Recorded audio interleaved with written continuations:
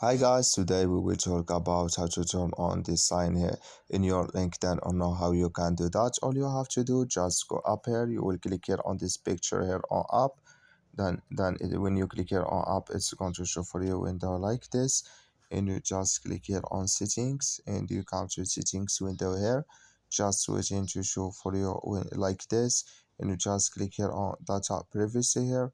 Then you come to next window here, just switching, and you go down here. Then you come here to read receipts and tipping indicators here, you will click.